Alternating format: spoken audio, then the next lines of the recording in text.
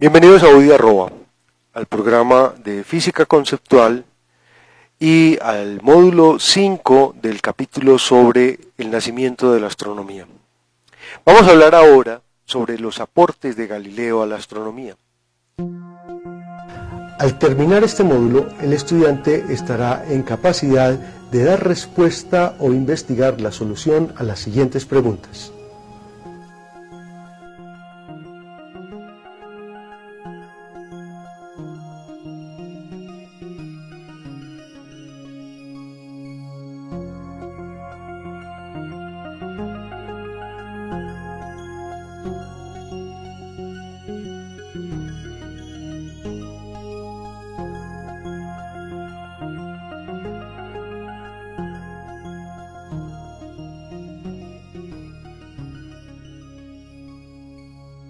Después de que Copérnico presentó su propuesta de modelo astronómico alternativo al modelo tradicional de Ptolomeo, se creó una gran polémica entre los astrónomos respecto a la aceptación de los postulados básicos del modelo de Copérnico. Argumentos en pro y en contra, argumentos teológicos, filosóficos y físicos, ambientaron la polémica que cada uno desde su perspectiva se encargó de defender.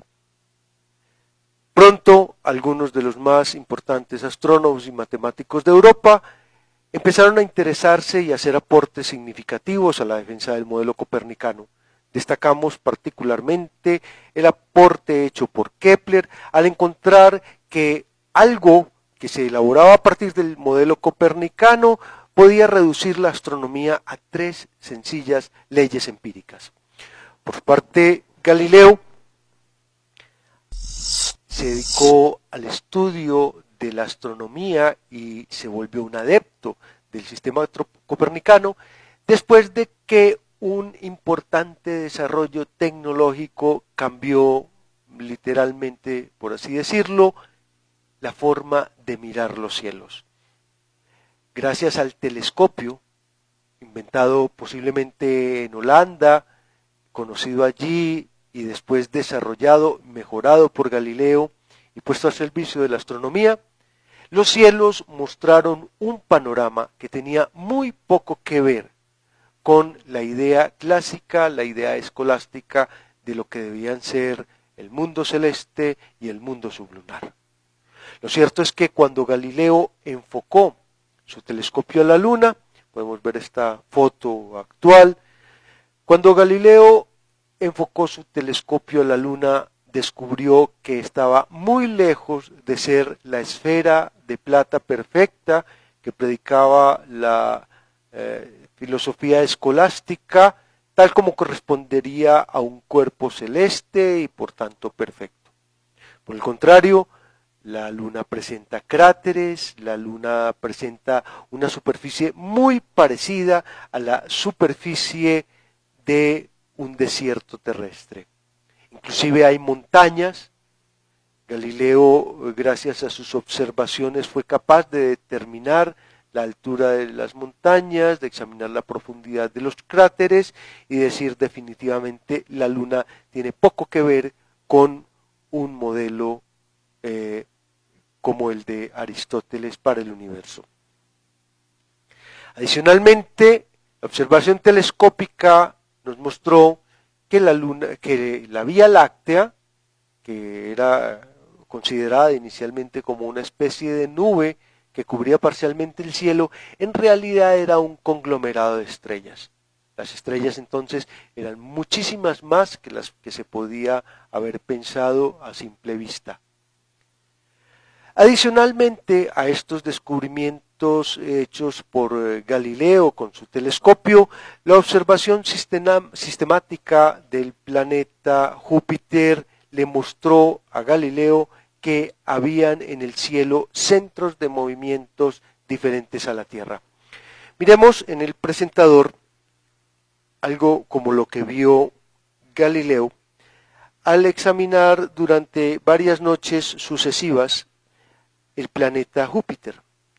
Entonces Galileo observó que entre todas las estrellas que se pueden ver alrededor de Júpiter, en particular 4 de ellas iban cambiando en noches sucesivas de posición, hasta que después de una observación sistemática pudo establecer que en realidad Júpiter tenía 4 satélites o 4 lunas. Sin que esto constituya una demostración del sistema copernicano, sin duda es un argumento muy fuerte en favor de este sistema el que se da con el descubrimiento de que Júpiter realiza en pequeño la propuesta que Copérnico ha hecho en extenso para todo el sistema solar. Poco a poco entonces se van acumulando las evidencias en contra del sistema tolemaico asociado a la filosofía escolástica y oficial, y el sistema copernicano por lo tanto va ganando cada vez más adeptos. No fue esta la única observación que hizo Galileo, también estuvo a punto de descubrir los anillos de Saturno. Su telescopio no tenía la suficiente resolución y entonces él creyó haber descubierto un par de satélites alrededor de Saturno. Mucho más adelante se descubrió que estos no eran satélites, sino anillos conformados por roca, hielo y una cantidad de elementos espaciales. Otro importante descubrimiento que hizo Galileo, miremos esta gráfica, es el de las manchas solares. Observando el Sol repetidamente, Galileo empezó a observar unas manchas. Inicialmente pensó que se trataba del planeta Mercurio y muy rápidamente descubrió que no se trataba del planeta Mercurio, sino que efectivamente el Sol también presentaba irregularidades, en este caso manchas. Hizo un descubrimiento adicional al observar el movimiento de las manchas solares, y es que el Sol está dotado de un movimiento de rotación.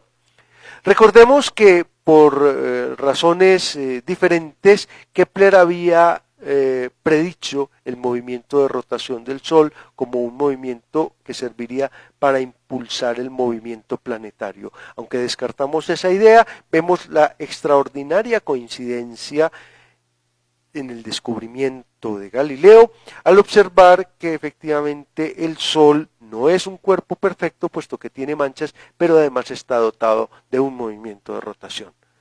Todos estos descubrimientos Galileo los dio a conocer en una obra titulada El enviado de las estrellas, y pronto su fe copernicana o sus preferencias copernicanas se fueron haciendo más y más ampliamente conocidas.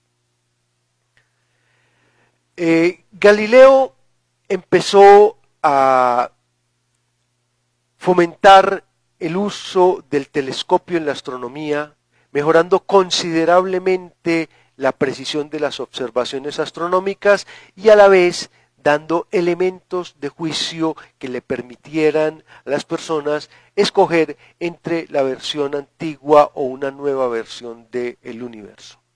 El universo está cambiando a partir de la propuesta de Copérnico, y tanto los aportes de Kepler desde el punto de vista de la astronomía matemática como los aportes de Galileo desde el punto de vista de la astronomía observacional se van constituyendo en fuertes argumentos en pro del copernicanismo. Sin embargo, Galileo muy pronto es llamado ante la Inquisición a dar cuenta de sus tendencias copernicanas. Si bien la Iglesia Católica no se había preocupado demasiado de las supuestas afirmaciones heréticas del copernicanismo, ya hacia el año de 1900 de 1600. Hacia el año de 1607, la Iglesia católica se preocupa de las posibles incorrecciones del sistema de Copérnico y llama muy discretamente a Galileo, quien ya era una persona ampliamente reconocida. Galileo era el astrónomo oficial de Florencia al servicio de los Medici, a quienes quiso honrar dándoles el nombre de los satélites de Júpiter. Por el gran respeto que Galileo merecía, la Iglesia lo llamó muy discretamente. Galileo se manifestó sumiso, dijo que en ningún momento estaba haciendo una defensa del sistema copernicano, que por el contrario estaba haciendo una discusión a título puramente hipotético. Esto evitó que Galileo hubiera recibido en ese momento una fuerte sanción de la Inquisición, equivalente a un edicto emplazatorio y público en el que se le prohibía hacer afirmaciones copernicanas. En buena parte debido a que por él intercedió el cardenal Maffeo Barberini, que era un intelectual y un astrónomo, una persona que tenía suficientes conocimientos de astronomía y de gran respeto, y entonces Galileo pasó en esta primera llamada de atención por la Inquisición sin tener mayor problema.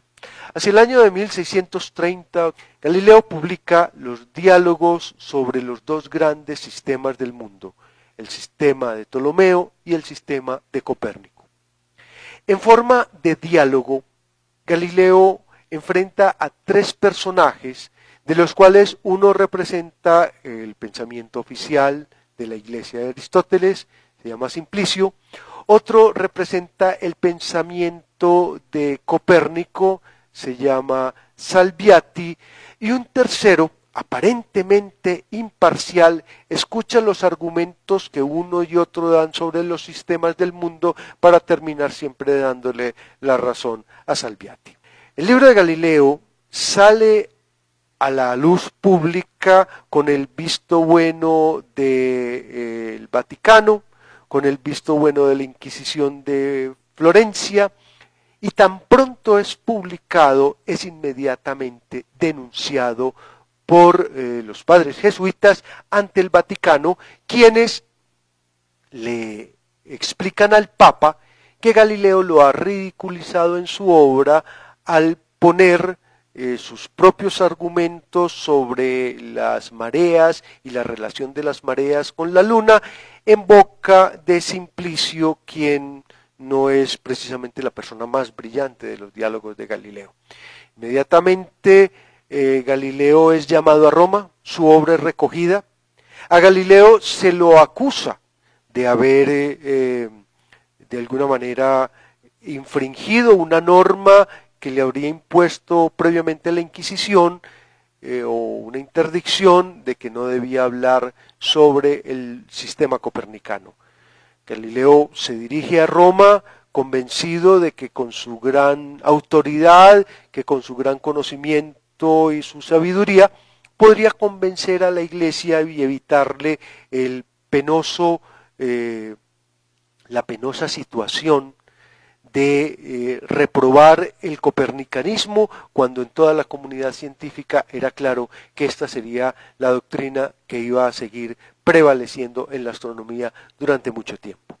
Sin embargo, cuando Galileo llega, el juicio ya está definido.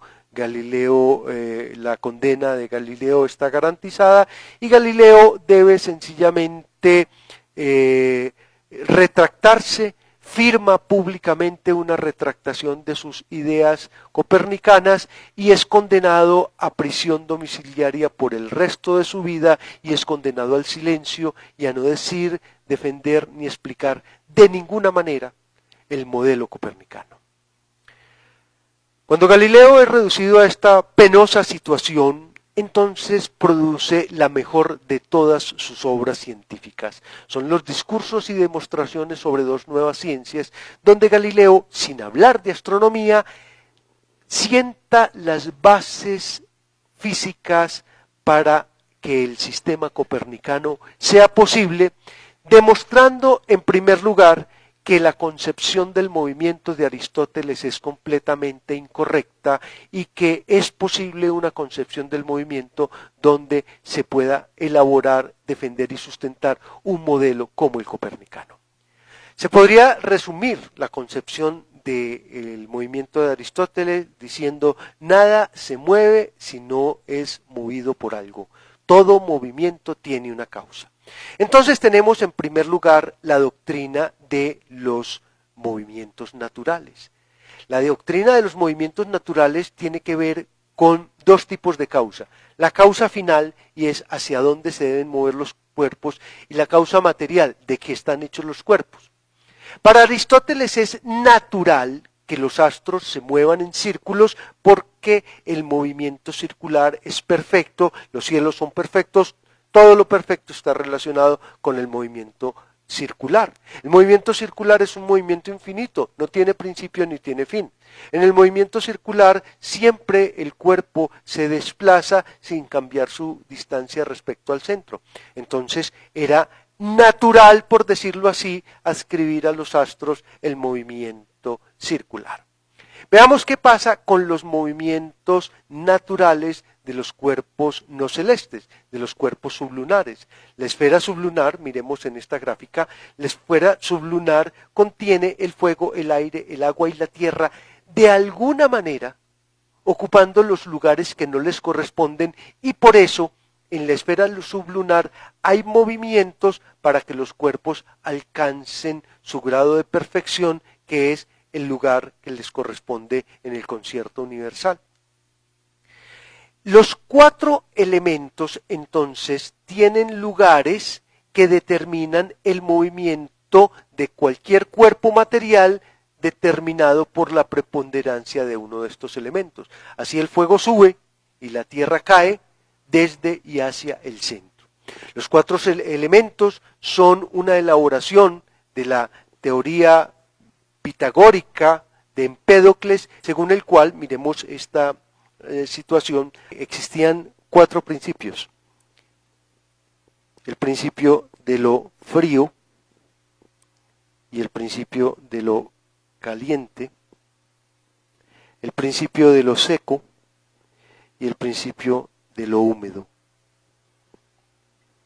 Estos cuatro principios se pueden combinar para producir los cuatro elementos. Algo que es frío y húmedo es el agua, y lo contrario del agua, que es seco y caliente, es el fuego. Algo que es caliente y húmedo es el aire, y lo contrario del aire, que es seco y frío, pues es la tierra. Adicionalmente a estos cuatro elementos, Aristóteles asumió la existencia de un quinto elemento o quintesencia, que era el éter, cada uno con un lugar natural correspondiente en una diferente parte del universo. Entonces, en la concepción aristotélica del movimiento es perfectamente válido preguntar: ¿por qué cae un cuerpo? Y responder: porque su naturaleza lo lleva al centro de la Tierra. ¿Por qué sube el fuego? Porque su naturaleza lo lleva hacia la esfera lunar. ¿O por qué un cuerpo celeste se mueve en círculos? Y entonces será porque su naturaleza perfecta lo hace moverse en un tipo de trayectoria que es una trayectoria perfecta, que no implica cambio. Notemos que los movimientos naturales de los cuatro elementos son movimientos que implican un cambio de posición, no así los movimientos celestes.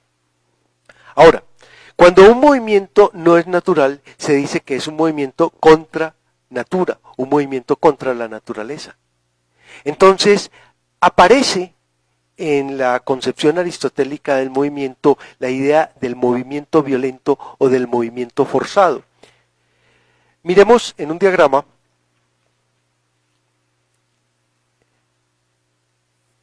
la situación de un cuerpo inerte.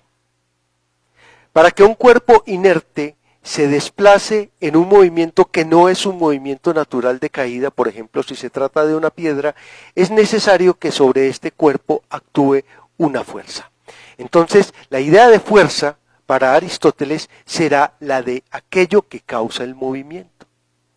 Esta idea de que el movimiento, cuando no es un movimiento natural, es un movimiento forzado, nos lleva a pensar, el movimiento es el efecto de la fuerza. Hay una relación causa-efecto entre fuerza y movimiento.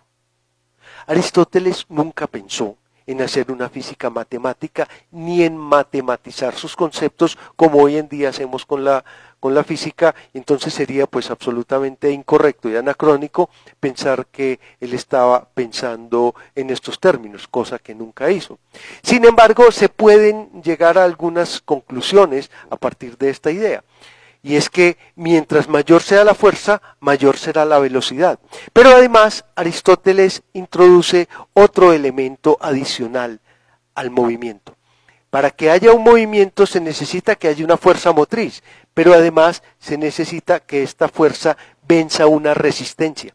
Entonces, el cuerpo para moverse tiene una fuerza que lo mueve y una resistencia que se opone al movimiento, sin que esta resistencia tenga la connotación de fuerza que tiene hoy en día en nuestra concepción de la física, ni haya nunca Aristóteles utilizado una notación matemática como la que estamos describiendo en este caso. Entonces, la condición de Aristóteles es, para que haya un movimiento que no es natural, debe haber una fuerza y debe vencer una resistencia, y esto producirá, lo diré en un lenguaje moderno, una cierta cantidad de movimiento que vamos a denotar como una velocidad. Muy significativamente, conocemos las teorías atomistas de Leucipo y Demócrito por la crítica que hizo Galileo a la imposibilidad del movimiento de los cuerpos en el vacío. Nos parece sorprendente, nos parece un avance supremamente destacable que en la antigua Grecia alguien hubiera pensado un universo compuesto exclusivamente por átomos y vacío. Digámoslo así, había una vieja discusión sobre si la materia es infinitamente divisible o si la posibilidad de dividir la materia llega a un límite. Y entonces se establecían prácticamente dos tendencias. La tendencia de quienes pensaban, la materia llena completamente el universo, y para llenar la materia completamente el universo debe ser continua. En esta línea de pensamiento, por ejemplo, se adscribía Aristóteles con la teoría o la doctrina del horror al vacío. La materia le tiene horror al vacío, pensaba Aristóteles, y con esta doctrina él, por ejemplo, explicaba algo que era muy difícil de explicar. ¿Cómo es posible, miremos un diagrama, cómo es posible que